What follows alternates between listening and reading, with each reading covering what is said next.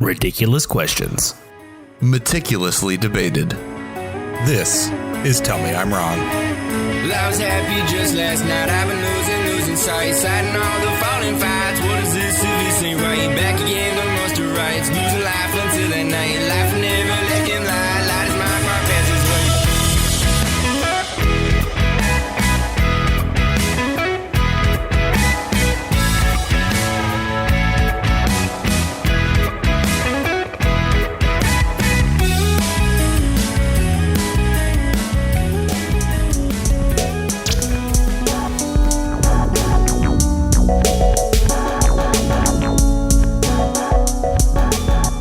Hello, everybody, and welcome to Tell Me I'm Wrong.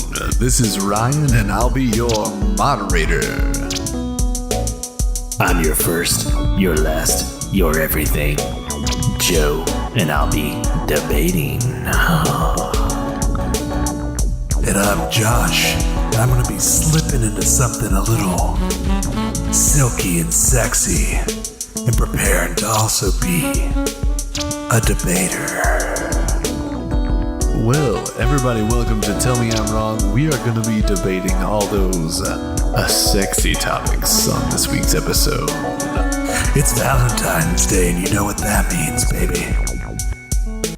Time for board games. Yeah, I'm all for talking about board games, but listen, this little something sexy I was putting on is a little snug.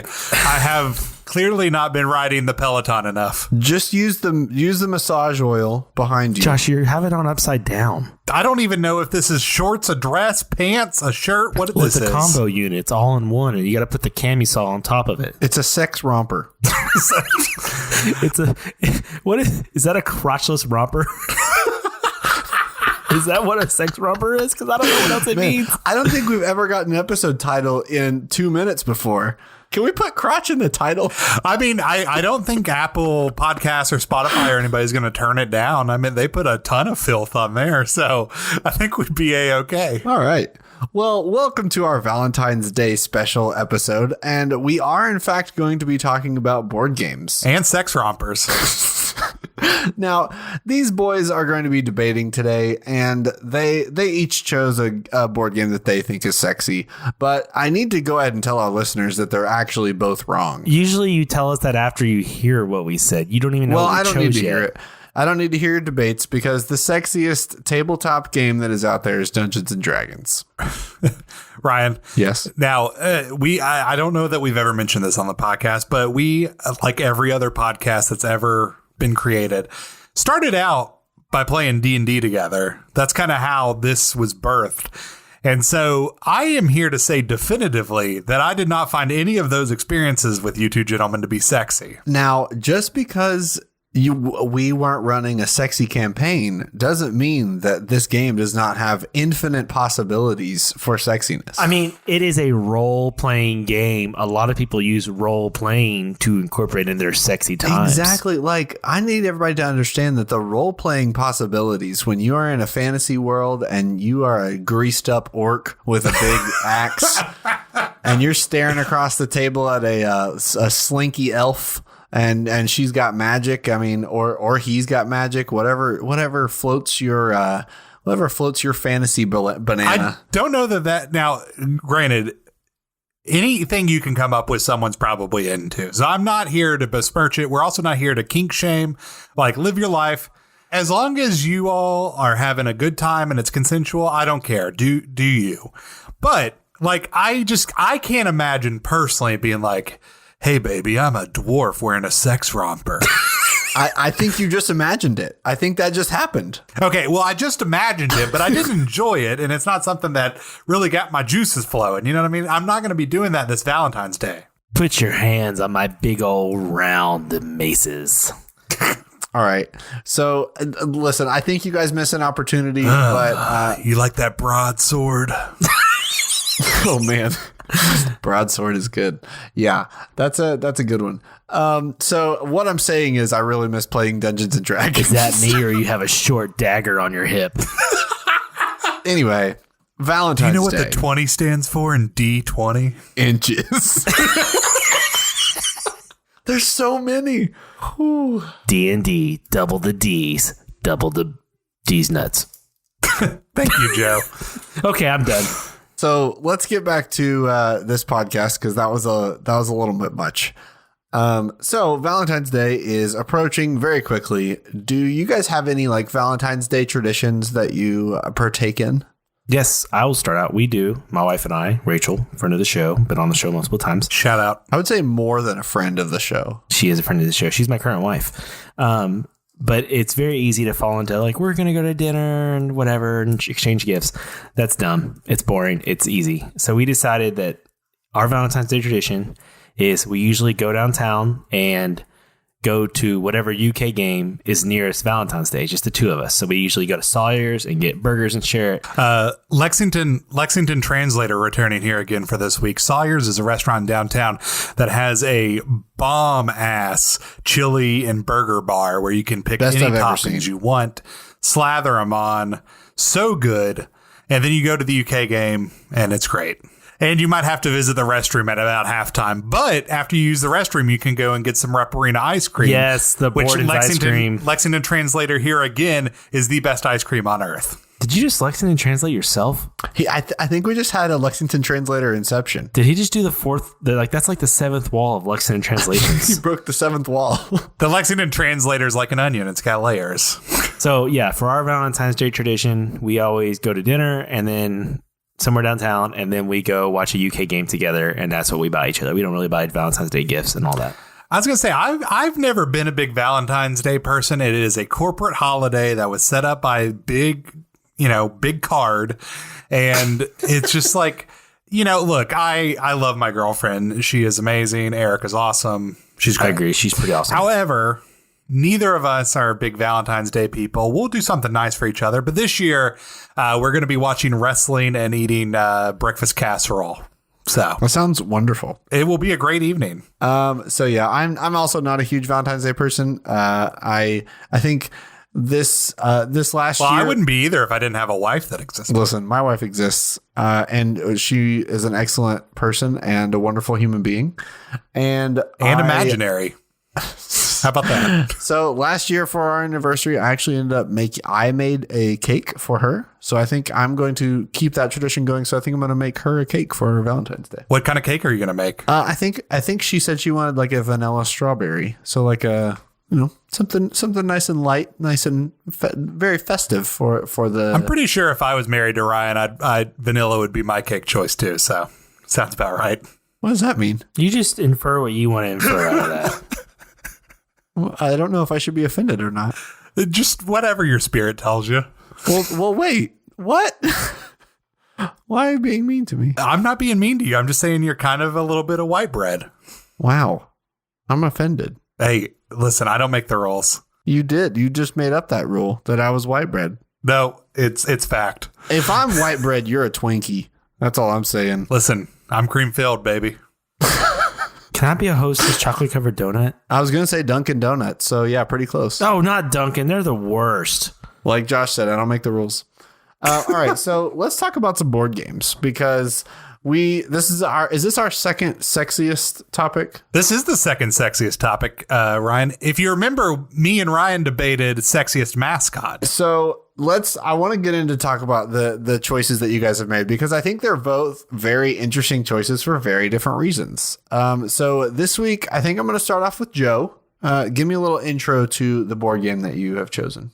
When I think of what is sexy, it's sensualness, it's anticipation, it's raw, it's just energy and love, and just when I think of that combo of things, I think of Operation.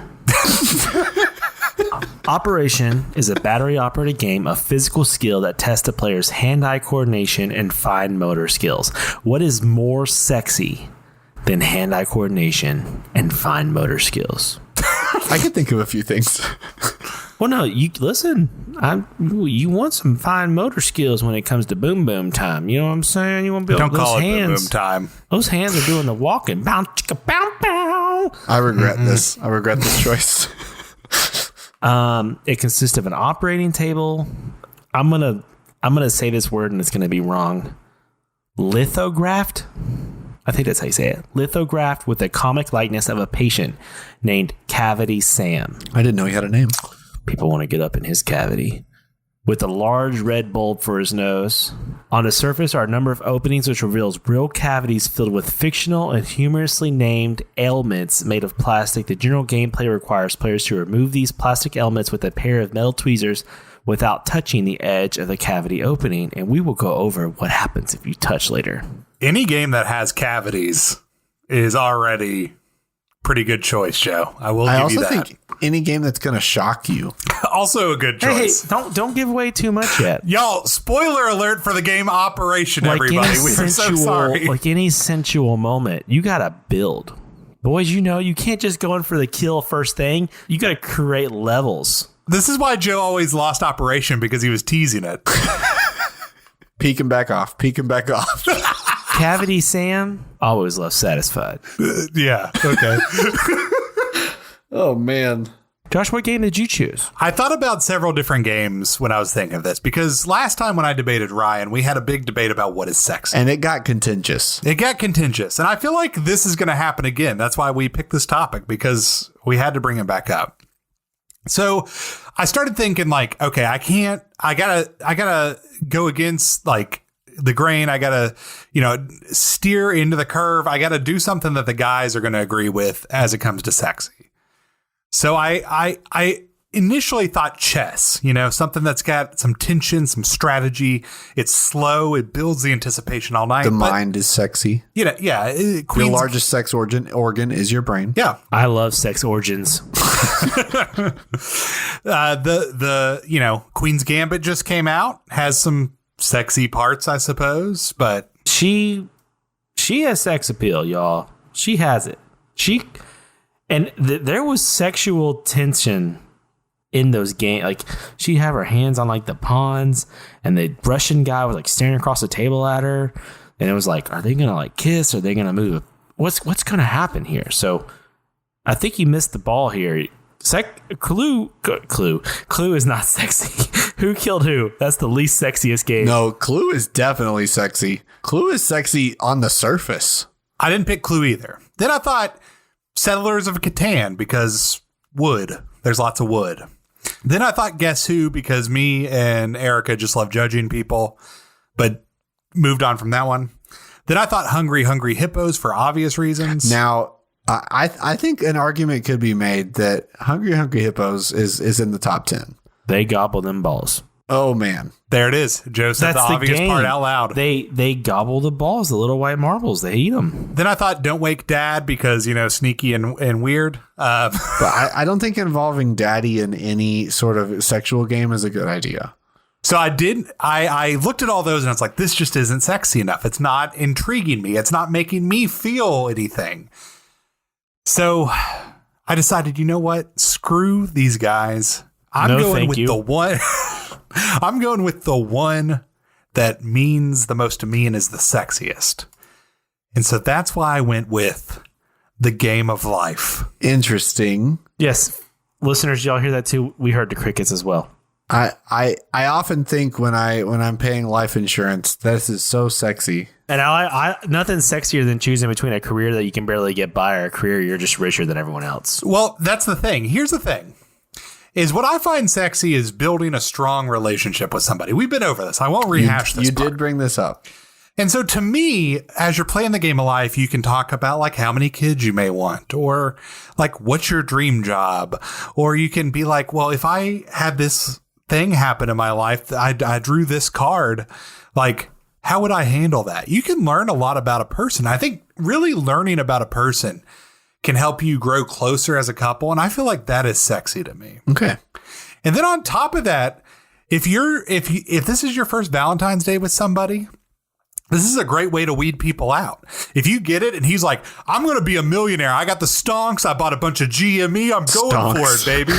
Like, you get him out of there immediately. To the moon, baby. To the moon, baby. The best part is Josh doesn't weed people out by their character, their personality, whether they align themselves with the same religion as Josh, something like that. It's whether or not they succeed and play well at the game of life. It's true. What happens if you got a bad spinning thing on that game? Are they just out because of faulty equipment? No. Like, you just have to learn about the person. That's really what I'm getting at, is like, someone's going to play the game of life probably the way they might want their life to go. So for those unfamiliar, I'll read the product description for the game of life so you can get a feel for it. Okay, perfect. Because it has been a while. Do you have what it takes to win the game of life? Ryan, do you? I do. Well, you do it by choosing the life you want.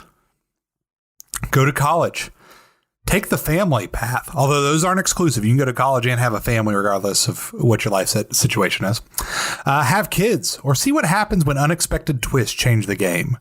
Will you receive a fortune and lose it as quickly as you got it? On stonks, perhaps? Will you need a bank loan to pay a debt? If your stock didn't go to the moon or you invest in Dogecoin? Once everyone reaches the end of the game at retirement, everyone pays their debts and adds up their wealth. The player with the most money wins the game, so make sure it's you. It's all your choice when you play the game of life. The game of life and all related characters are trademarks of Hasbro. I really appreciate that you left that in. Also, they need to rewrite life to have a pandemic in it now. Well, there is a pandemic board game. I did find that out on my research. Pandemic is a great app. I can't play it anymore because it's too real. But yeah, that's a good game. But I do think they should involve a pandemic expansion pack for the game of life. Here comes your stimulus check. Bad news is only $600. Yeah. You owe $1,200 for rent. Yeah, then the next card's like, oh, we're going to give you $2,000. And then you draw another card. And they're like, sorry, it's $1,400. And it just gets all screwed up. And then there's actually going to be a 2020 version. And there's even a coup d'etat card that you draw. Oh, no, your partner stormed the Capitol. He's in prison now. What do you do? Dude. There's a video of you on Facebook. You've been fined $1,200. We got to rewrite life, guys. That's the new podcast. We got to rewrite life. I was going to say, this is a gold mine right here. Life 2020 would be a huge seller. You write good emails, Josh. Will you email Hasbro and see if they'll pay us to write a new version for them? I'll see what I can do. Let's start that email on the show. Okay, let me open a window here. Make sure you write that from the TMIW pod account. Listen, Hasbro are the same people that make Ouija boards. I think we can get this done. All right, let's see. Hasbro. Actually, maybe there's a Ouija board component where someone has summoned the wrong devil. You have to work with the realm of spirits. You have to work with the devil. All right, the CEO of Hasbro is Brian Goldner. So I'm just going to take a shot in the dark and say it's Brian at Hasbro.com. Yeah, let's do it. All right, let's see here. Brian at Hasbro.com. All right, what do we want to say to Brian? Dear CEO of Hasbro. First, I think you need to start with something like they always do with all the companies do in 2020. These are unprecedented times. Yes, that's good. That's good. No, you need to start with, while we were recording our sexiest board game podcast. I'll get to that, but I think starting with these are unprecedented times is a good start. It definitely, because I think what you need when you're writing anything these days is you need to tell people how hard everything is. Yeah, so we'll I think people need to be reminded how hard this is. Because the thing is if I read this email without that in it, I'd be like, the world's perfect. But when I throw it in there, they're like, you know what? Everything's gone to shit. We do need to redo our video. You know what? You're right. We should read this. Okay. Dear CEO of Hasbro, these are unprecedented times. It's time for an upgrade to your very popular game, the game of life. Okay. 2020 has taught us that everything is on the table. That's good. We should be prepared for any and all things, and the game of life is not updated to that. Okay, got it. How about I think we've gone too far in this email without mentioning that it's not sexy enough necessarily. Okay, I think that the next sentence, during our most recent episode of Tell Me I'm Wrong, we were discussing sexy board games, and we feel like life has potential, but it needs complications. Got it. Yep. Particularly sexy complications. Like a government takeover. Yep. Or a stimulus check. Got it. Or a global pandemic. Got it. Okay. Send. Do we need whose contact information do we put on this? I think Joe would handle it best personally. Yeah, I think I'm good for this. Okay. Please contact President of Tell Me I'm Wrong Industries. Well, hold on. We didn't agree to that. Well, he's not CEO. I thought we were all vice presidents. President's just a title. That's a good point. So I'm in title only. Yeah. Title only. Should I ask them if they want to sponsor us as well? Yeah. Yes, we need that Hasbro game. We can have a TMIW game. Yeah. Ooh. A debate game. I like that. Okay. Wait, this might need to be a longer email. Shoot. Please look for our second email coming soon. Potential game ideas. Yeah, this will be. Maybe we'll do a follow-up. We'll do a mini episode of us writing an email about the board game. Yeah. Okay. Or we'll make it an Instagram live. Yeah. We'll do that after this, and then I'll attach the file, and we'll send it to them. So, Brian, I know you're listening. Please check your email. I know you are busy working on another Monopoly or something. I don't know which games Hasbro Monopoly makes. 2, the sequel to Monopoly. Monopoly 2, the sequel to Monopoly. Well, let's save that to the drafts. We'll come back to it. I think we should get back to our Valentine's Day sexy board game debate. What we were here for. Listen, sometimes business takes precedent. Listeners of the show, go ahead and pre-order TMIW trivia. Or TMIW debate for your lives, or I don't know. It needs a subtitle. This podcast had just become about making as brandable as possible. Listen, we're big picture thinkers, guys. It'll all get ironed out for it. Yeah, if you can tell by most of our episodes, we put a lot of thought into everything that we do. So this is going to be. It'll be out 2025. Actually, that might be ambitious. 2027. Yeah, give us a couple extra years to let it kind of ferment and kind of build up. All right, so Why is it fermenting? We've got Operation. Now, I need you to give me how you're going to bring up this game on your Valentine's date. So let's say let's say it's 2021, or still pandemic. So you finish your takeout and it's delicious. You're eating your cake. So you just enjoyed a beautiful 6-ounce sirloin from Outback Steakhouse. You are ready. Yeah, exactly. Ready for your date night. Your bloomin' onion is bloomin' gone, and so it is now time to get into the real foreplay of the evening, if you will. So, Joe, I need you to give me the situation where you are going to pitch Operation as your pre-sex game. Is there a better appetizer than the bloomin' onion? No.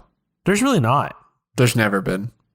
There's a reason why it's referenced in media so often. I'll go to Outback just to get a bloomin' onion, and there's no other appetizer I'll go to a restaurant to get. Listen, this is a different debate, but Outback Steakhouse is elite level chain restaurant, and I will die on that hill. It slaps. It slaps. I just never go there because the locations are always bad.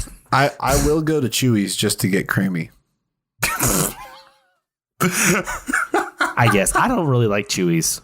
I love Chewy's. I don't think it's that good. It all tastes the same. Weren't we debating board games? Yeah, we are. Okay. So I think Operation is a perfect game for you and your significant other, partner, because it's mainly a 2-person game. It is slow building. It builds tension between the two of you. You got a little competition. How is it slow building? Well, you got to draw, you got to gate, you earn money by doing successful surgeries. Okay. So the whole point is who makes the best money.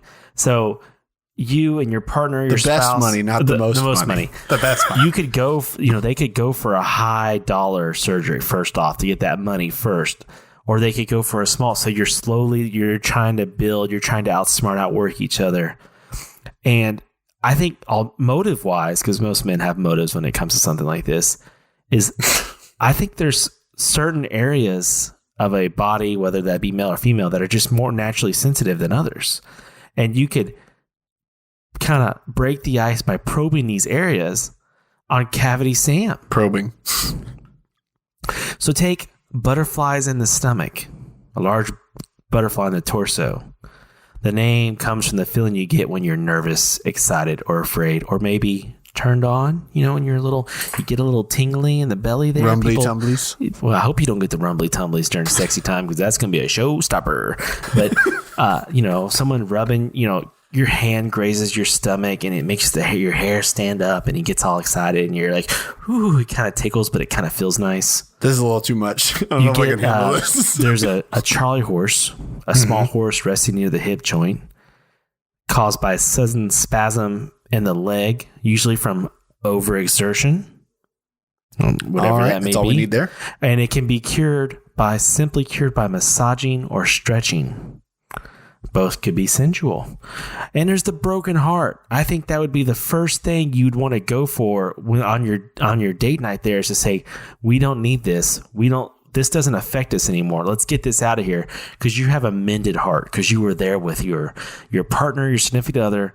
You have love for each other. You're forsaking the broken heart. That's the first thing that goes, because it's not a part of you anymore. Your heart is full of love. Okay. I think you've made some points. Josh, tell me a little bit about your intro to the game of life. I'm very excited to hear this. So I think what I'm going to do is, obviously you're going to have a bottle of wine out after your dinner. Just enjoyed some Outback Steakhouse, of course. I'm going to have a nice glass of Chardonnay or something like that. And then I'm going to stand up. I'm going to drop the needle on a record. Put on your smoking robe. Yeah, put on my smoking robe. Perhaps I'll drop the needle on some, I don't know, Marvin Gaye or Luther something along Vandross. those lines. Something Luther Vandross, something sexy. Al Green. Al Green. I'm going to drop the needle. Going to drop the needle on that. And I'm going to walk over to where I keep my board games, and I'm going to be like, I had something in mind for tonight. They're going to be like, oh, what is it? And I'm going to be like, I'm going to open the case up really slowly, not dropping eye contact. I'm going to reach in. I'm going to be like, first thought is, he's not putting me in that crate, is he?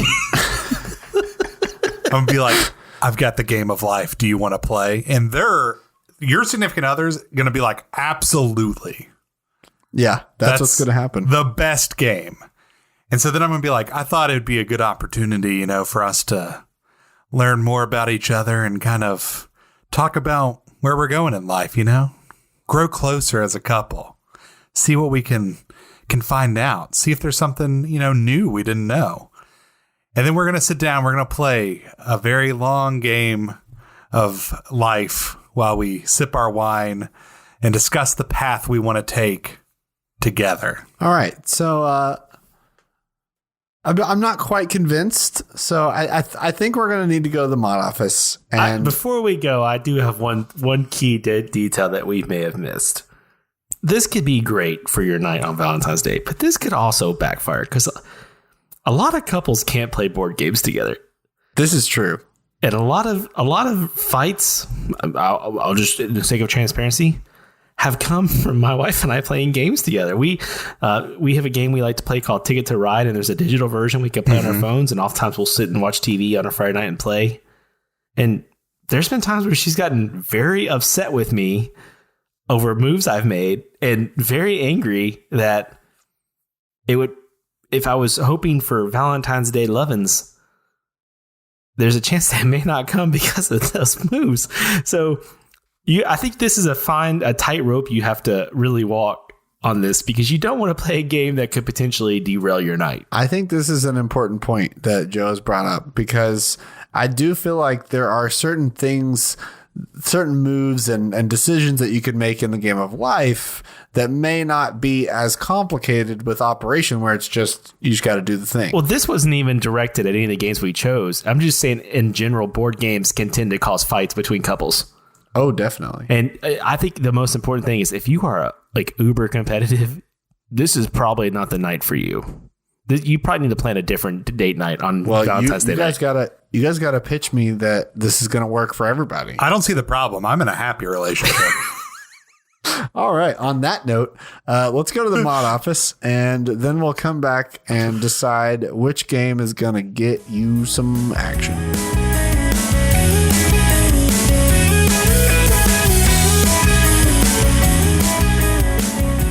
All right, the sexual tension in the main office there was so thick, I had to take a deep breath here in the mod office. So I figured I'd take you with me so we can encourage you to do A, what is something that is very helpful to us, and B, is perhaps the sexiest thing you could do, which is share this podcast with a friend or loved one. If you've got a Valentine's date going on and you're like, hey, honey, I found this great podcast you should listen to. If you just put us on the speakers, I promise that our sweet, dulcet tones on this episode will woo your lover. I would just ask personally that you turn us off before things get a little intense, because I personally don't want to be there for that. That's you time. So I want to be there. Please leave, Ryan. So please leave us out of it. Yeah, go back to the main office. I'm coming back to you in just a second. You need to. Okay, Josh. Okay. Well, see, clearly, guys, listen. Turn the lights down low and turn us up loud. We're here to get you through the next 2 hours. Well, Ryan and Joe have infiltrated the mod office, and this is derailing quickly. Is the mod office. Look, all we're asking is for you to share the show with your friends. Step into my office. Go to tmiwpod.com. Bring in a friend. The more the merrier. Yeah, the more the merrier. Listen, if you want to listen to our podcast as a couple, a threesome, a foursome, whatever, a throuple, do it. No judgment here. Just listen to the show and share with your friends. That's all we're asking. So now that we're not here to yuck any yums. Yeah, we are not. All right. Well, since things are getting sexy in here too, how about we just head back to the main office where there's my window down and cruise. Let's just get back to the debate.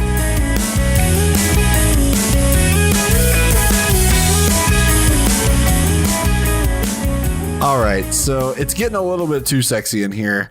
So too sexy for my shirt. I think what we're going to please leave your shirt on, Joe. I don't have any additional questions. I feel like I have a good picture of how this is going to go on the actual Valentine's Day, but I need you guys to give me your final pitch. I'm not really convinced yet of either, so you got some work to do. So I'm going to go to Josh first. I need you to convince me that the Game of Life, not the 2020 version, which is going to be the real moneymaker, but the original Game of Life is going to be the sexiest thing you can play. All right, so I'm going to give you both sides of this argument. I'm going to tell you why the Game of Life is the best choice and why Operation is not. So the Game of Life, as I've said numerous times on this podcast, is my idea of what is sexy. It is relationship building. It helps you learn about people. It lets you talk about serious issues within your life. And it really gives you the opportunity to grow as a couple. Now, I understand that you all have a different view on what makes things sexy. You all think, oh, well, it's gotta be soft or not soft. Maybe it's gotta be sensual and build this tension and all this. And Operation certainly does that. It's a hard game to play. I will give you that. You got to be very precise. You got to be very careful. But the thing about it is it doesn't take very long to play. And look, just a tip for the guys, out there. The preamble leading up to the action, you want to take your time. You want to take your time. And so the Game of Life is going to allow you to do that. It's going to allow you to take the time to really learn about each other, but also build the tension throughout the game so that when you get to the end, you are ready for some loving. For that sweet release. You didn't jump right to it like you would with Operation. And everything's ready to go for a great Valentine's night. So that is why the Game of Life is the choice. Josh Ballard, well debated, succinct points, very, very clear. Joe, your final pitch.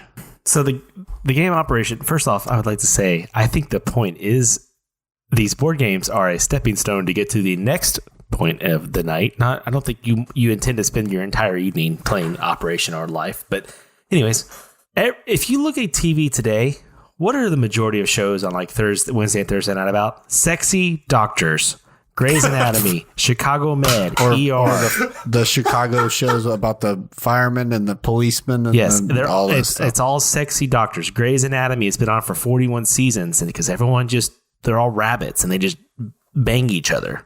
Wait, if that show's about rabbit doctors, I will watch that show. That's weird. You are literally operating on a naked man when you play it. You are planting the seed of already being naked. She looks down, she's like, oh, he's naked. And you're like, I could be too. Are you suggesting that Operation is pornographic? I didn't say you could see any sexual organs. Well, I was saying it's a softcore board game. He seems unclothed. Maybe he has like a sheet on for modesty, but for the most part, he's unclothed. It's a game where you have to have fine motor skills and be good with your hands. I love a motor scooter. You have to have fine motor skills. Okay, listen, I know I can't talk, and that's not my fault. You have to have fine motor skills and be good with your hands. Also, I did not interrupt you when you were doing your points. I'm sorry. I'm so sorry. If you touch the wrong spot, it makes him light up and buzz. Or maybe you meant to touch the wrong spot and you're wanting someone to light up and buzz. You're sticking you're sticking a tool in his body. You're sticking things in, pulling them out. Sticking things in, pulling them out. And ultimately, the winner of this game is going to prove which one of you is truly better with your hands. Which one has dexterity, the tactile ability to be nimble, but also be direct, to hit the exact spot they need to hit, to achieve the goal of hitting the certain spot to get the desired outcome. Operation's going to teach you that. So yeah, the game may end faster, but it's a prequel of what's to come, which is the ultimate goal here. I think I've been playing Operation wrong. I can already see it. Erica, do we have Operation? We're going to Target right now. Get in the car. Josh is at Walmart at 12:30. I need Operation. Where's your birthday mile? I need to go. We need to hurry. A man just came by and bought KY Jelly Operation. He was sweating profusely. Oh my God. That's the picture of romanticism. What a night. Honey, I bought you some of those chicken wings from the deli. I got Operation, some Franzio wine, and for later. Listen, okay. We have to end this show because I can't take it anymore. That's what she said. We're going to get an E and we haven't even said anything bad. Listen, we got an E every week. It's okay. All right. So this was not an easy choice. So, all right. Sorry, yeah. I decided to switch it up this week. No, I like it. Because it gets me in the mood to make a quick decision. The right decision, too, I think. So coming out of the moderator's office, I truly was not sure who I was going to pick.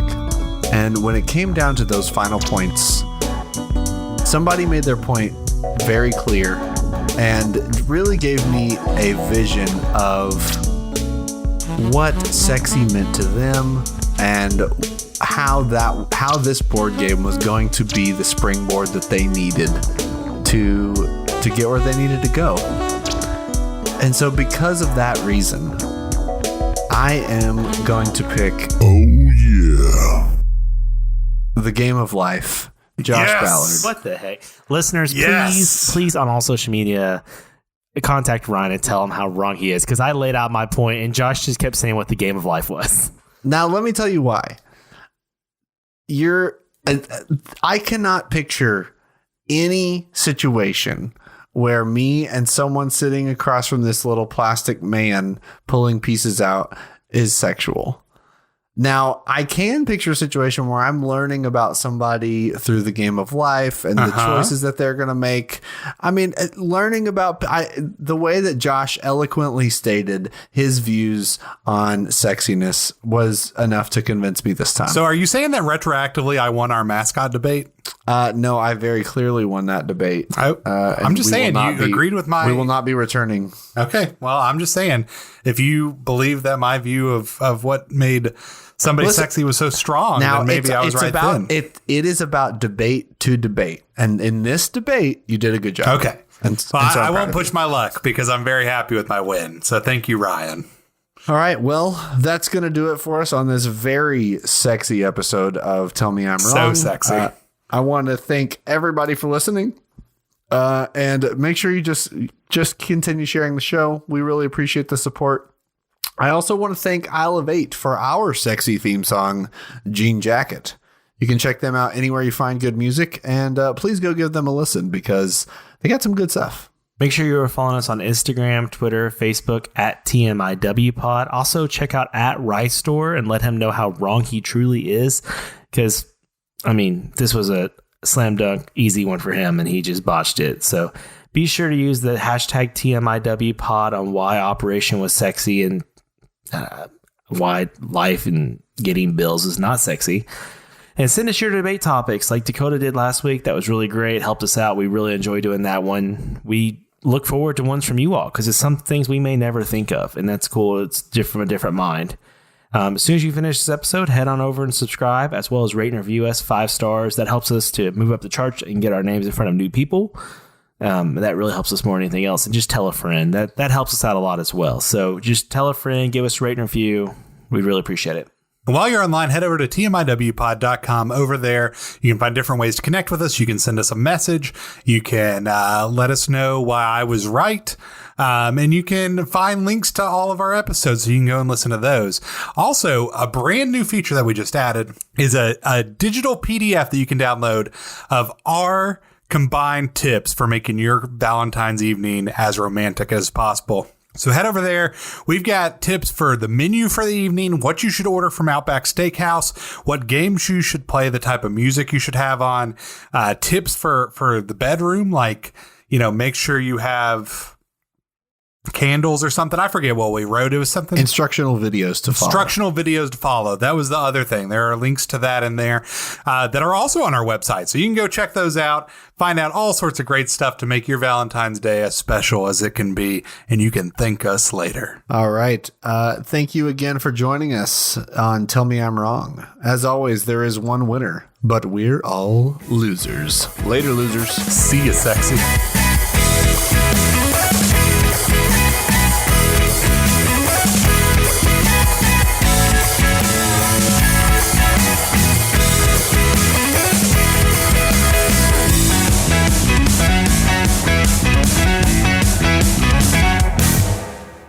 Come on over here and grab my tweezers, baby. Let's get rid of some organs.